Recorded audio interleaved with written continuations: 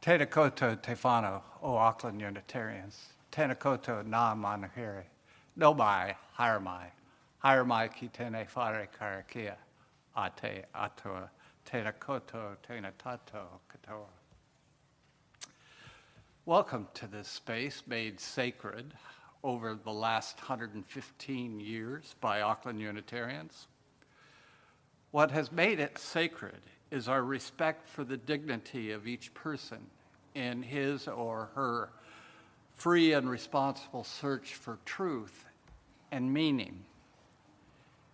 It is a search best done in community, reminding us that we are not alone, but one with all creation.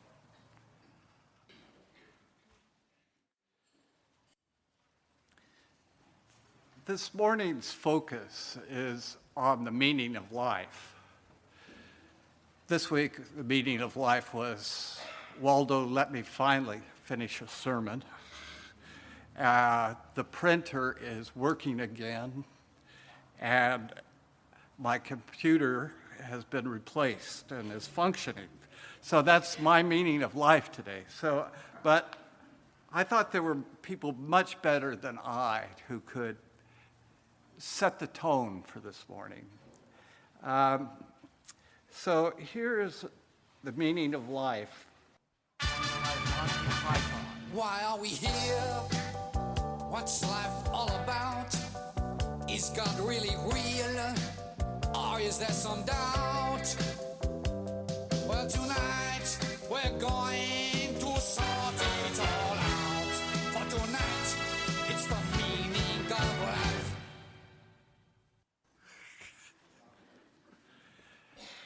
I was torn. Fred Dagg has a wonderful piece on the meaning of life. You might want to look it up on YouTube. The problem was he stole too much of the thunder from my sermon, so. Spirit of life, be present with us as we light the chalice. Join us today as we gather in a wider search for truth and purpose. In this quest, may we greet one another with open hearts and minds. May we inspire each other to consider new questions and seek deeper meaning. And may we cultivate wisdom and compassion.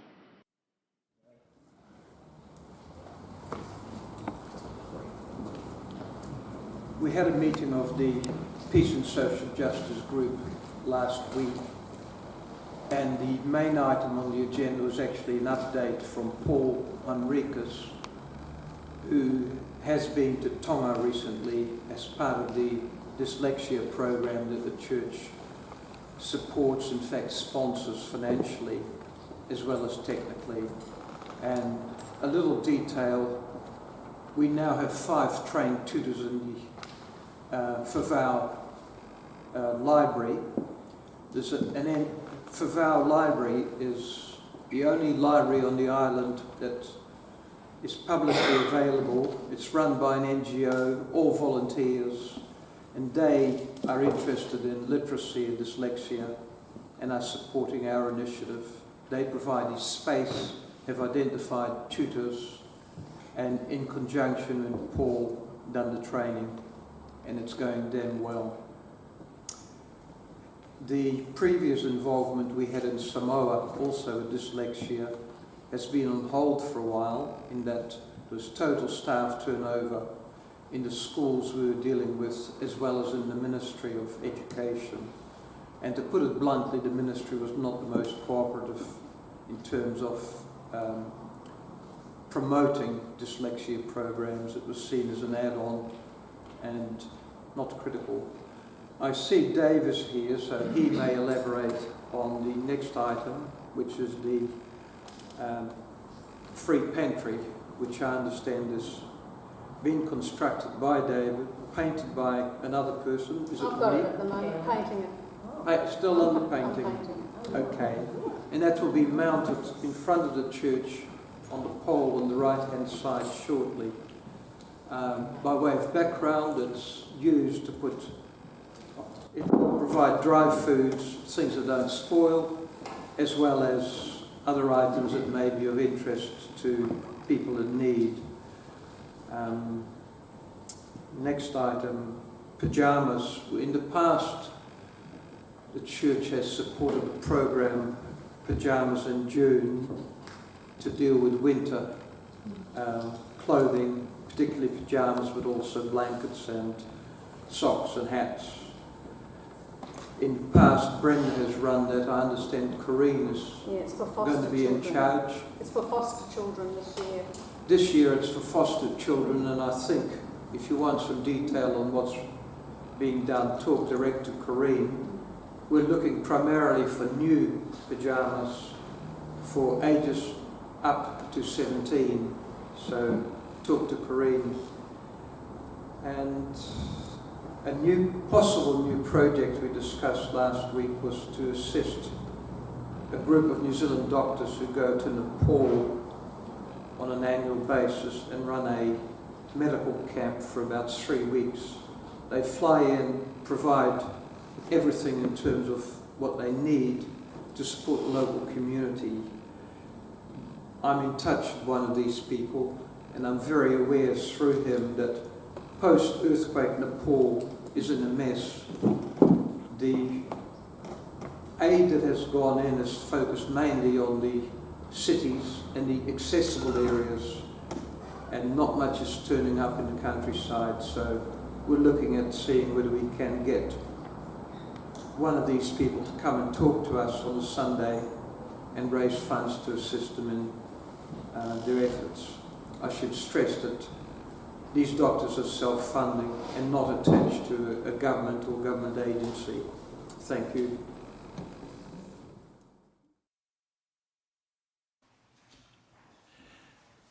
When I came up with the title for this sermon, I was in one of those moods.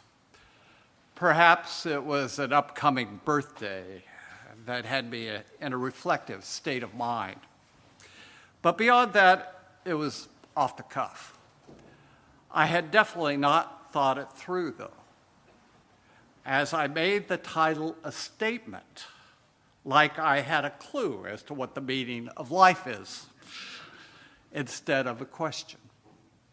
So if you came this morning thinking you would leave with a definitive statement as to the meaning of life, I apologize. You will leave disappointed. But I will say, not having a definitive statement leaves me in good company. Plato to Monty Python have given it a go. But not only philosophers and comedic geniuses, theologians, religious and political leaders, psychologists, scientists of all stripes, sociologists, and mystics. These from all cultures throughout history have as well. I suspect that when evolution produced the first humanoid with a frontal cortex, she asked, "Now what? Why am I here?" The range of answers is wide and varied. Plato argued that the meaning of life is in attaining the highest form of knowledge, which is the idea of the good, from which all good and just things derive utility and value. That doesn't come smoothly off the tongue. I'm sure you'll carry that away with you today. Socrates' student, Aristippus of Cyrene, a hedonist, believed happiness is life's purpose. It is found in pleasure. He preferred immediate gratification to the long-term gain of delayed gratification. Denial is unpleasant unhappiness. Zeno, the Stoic, taught that the meaning of life is freedom from suffering, and our emotions lead us down that path and are to be suppressed.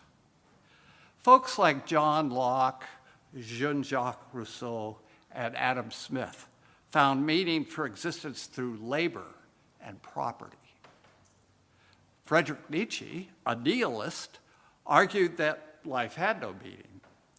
Albert Camus asserted that the absurdity of the human condition is that people search for external values and meaning in a world which has none and is indifferent to them. He called on people to be nihilistic heroes, living with dignity in the face of absurdity. The 20th century saw a radical change in our concept of human nature, thanks to scientific and technological advancement, 2 world wars, and the Great Depression. Various approaches to answering the question arose. Pragmatic philosophers suggest that the practical, useful understanding of life is more important than searching for an impractical, abstract truth about life. William James argued that truth could be made but not sought. To a pragmatist, the meaning of life is discoverable only via experience. Theists still abound in the modern and postmodern age, if not much here. They believe God created the universe and that God had a purpose in doing so. Theists also hold the view that humans find their meaning and purpose in God's purpose for life and God's purpose in creating. Theists further hold that if there were no God to give life ultimate meaning, value, and purpose, then life would be absurd. Nietzsche and Camus, who considered God to be dead, would agree. The existentialists hold that each man and each woman creates the essence, the meaning of their life. Life is not determined by a supernatural God or an earthly authority. One is free. As such, one's ethical prime directives are action, freedom, and decision. Secular humanists, in reaction to the theists, determine human purpose without supernatural influence. It is the human personality that is the purpose of a human being's life.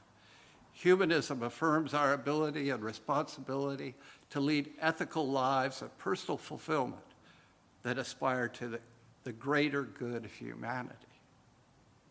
Humanists find meaning in promoting enlightened self-interest and the common good. Logical positivists find no meaning in even asking what is the meaning of life. Only the individual can interpret what their life means. This is just a small sampling of answers to what is the meaning of life. For instance, I haven't mentioned the answers all of the world's religions have to offer, but I would not want to leave out the shortest answer to the question. Any of you who have hitchhiked around the galaxy with Douglas Adams know that the answer is 42. It took a giant supercomputer 7.5 million years to answer the question. Since I only have another 10 or 15 minutes, I doubt I can come up with a better one. Instead, I would like to ask, why has the search for meaning kept humanity awake at night since the time we first became conscious and self-aware? Why is the question constantly nagging us?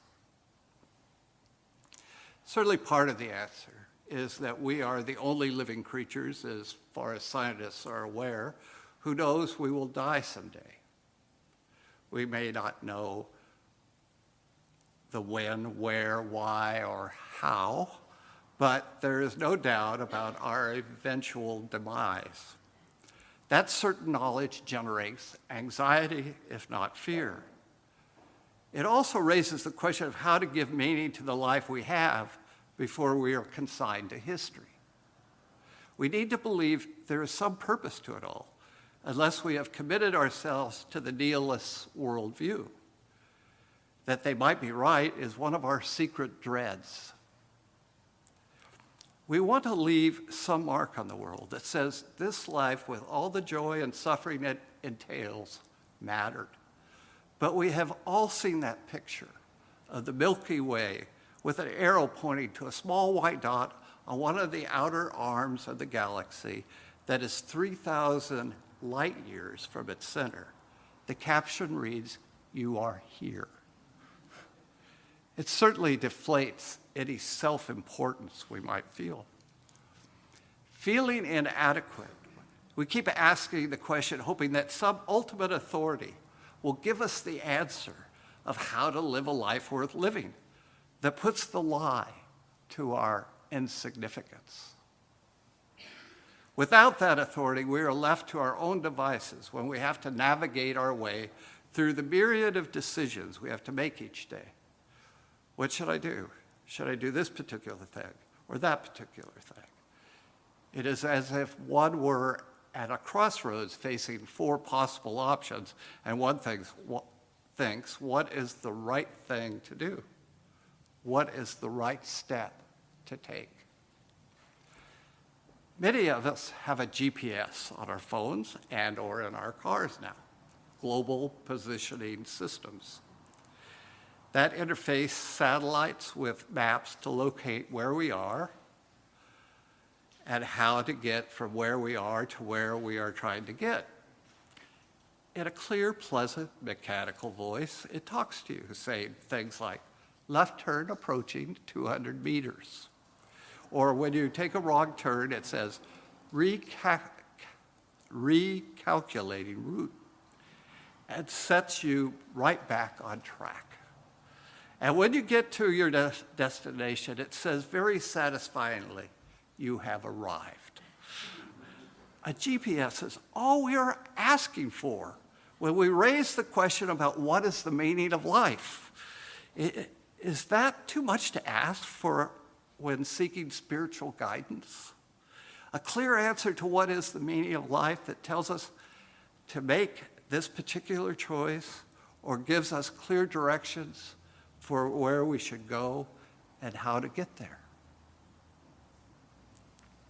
But as appealing giving up responsibility for life choices may be, it turns out we make meaning as we walk along.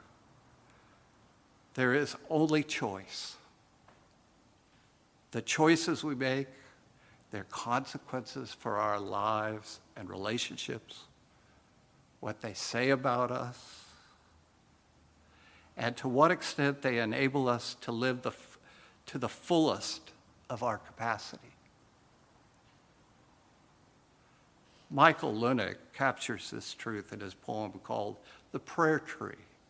He writes, "While we stumble in the darkness, the heart makes our meaning and offers it into our life and creation, that we may give meaning to life and creation. For we only give meaning. We do not find meaning. The thing we can't find is the thing we shall give, to make love complete and to honor creation." That's right. We don't find meaning. We give meaning. When I worked at the Unitarian Universalist Society of Sacramento, there were banners all around the sanctuary. On each was a symbol of a great religion or philosophy or science that has offered meaning to people from time immemorial. But my favorite was the last one, which was blank, as if it waited for me to give it meaning. There are days when the choices seem clear and easy to make. The stars are aligned, and I feel confident about my direction and where I'm headed. Then there are the days where I start out confident, but unexpected obstacles arise, or I take a wrong turn and feel hopelessly lost. The worst days are when I have no clue as to what choices to make and am immobilized, unable to take the first step. How I long to ask Siri to show me the way. But I'm not really totally without resources on such days. I may not have GPS, but I have an inner compass. We all do. The compass needle doesn't point southwest to indicate that you should turn southwest and then switch to due south when that's the better way to go. The compass simply shows us in what direction lies the Earth's North Pole. The point of the needle is drawn toward the north because it feels a magnetic attraction to north. That's all the compass does for us. North is the only thing it reveals. What we do in relation to that knowledge is up to us. We can move directly toward it. We can turn to the opposite direction and walk south. We can keep north in the corner of our eye as we move in an easterly direction. You can tramp upstream along a winding creek bed that meanders first this way and then that, but always moves generally in a northerly direction. If we were to understand north as a spiritual metaphor, what does north signify? And if the compass's needle is also a spiritual metaphor, what is it in us that is drawn to the north?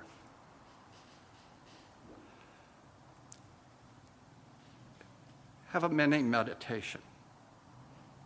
Bring to your mind a time when you felt spiritually grounded, when you felt that your actions flowed from a sense of being at home in yourself, being at one with your best self and your truest values.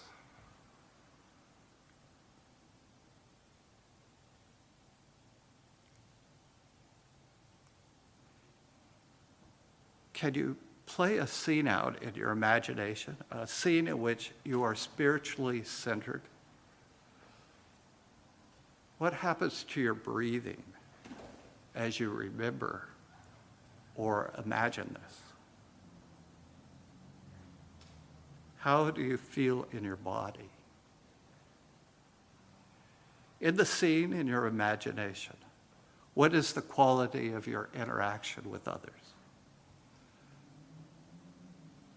What is the feeling in the room?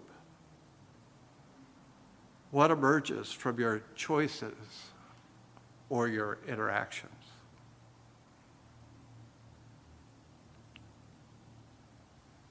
This might give you a sense of your true north.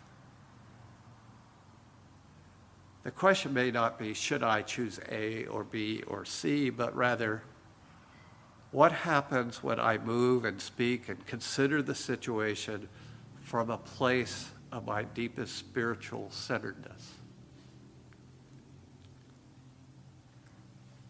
Another good question is, what kind of choices enable me to stay more spiritually centered, more attuned to my true north? A compass places greater responsibility for awareness and choice in our hands. We may think of discernment as all about making the important decisions in life, changing jobs, having a child, getting married, or ending a relationship, etc. But the path of discernment is more about developing an awareness of our inner sense of truth, an inner feeling of rightness or wholeness, a capacity to sense our deeper yeses and our deeper nos. This is the compass needle within us. As we develop an awareness of what greater or lesser well-being feels like, as we learn to distinguish when we are moving toward or away from that well-being, we develop a foundation for truer choices, We find north by becoming attuned to a sense of sacredness or wholeness within both ourselves and others.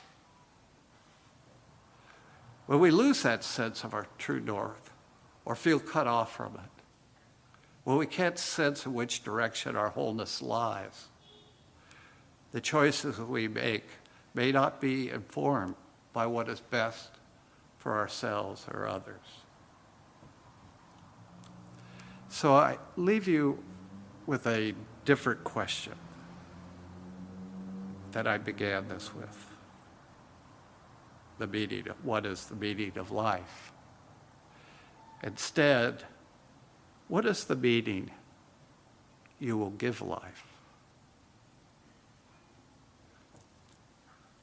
To help you in trying to answer that question, for our meditation, I'd like to offer you one of my favorite prayers by Mary Oliver called The Summer Day. Who made the world? Who made the swan and the black bear? Who made the grasshopper? This grasshopper, I mean. The one who has flung herself out of the grass, the one who is eating sugar out of my hand, who is moving her jaws back and forth instead of up and down, who's gazing around with her enormous and complicated eyes. Now she lifts her pale forearms and thoroughly washes her face. Now she snaps her wings open and floats away. I don't know exactly what a prayer is. I do know how to pay attention, how to fall down into the grass, how to kneel down in the grass, how to be idle and blessed, how to stroll through the fields, which is what I've been doing all day. Tell me, what else should I have done? Doesn't everything die at last and too soon? Tell me, what is it you plan to do with your one wild and precious life?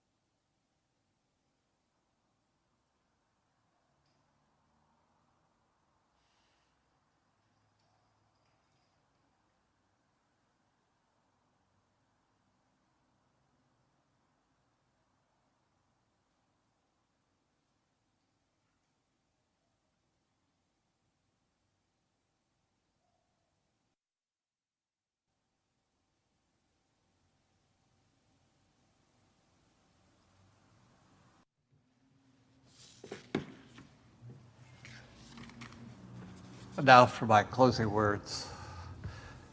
Blessed is the path on which you travel. Blessed is the body that carries you upon it. Blessed is your heart that has heard the call.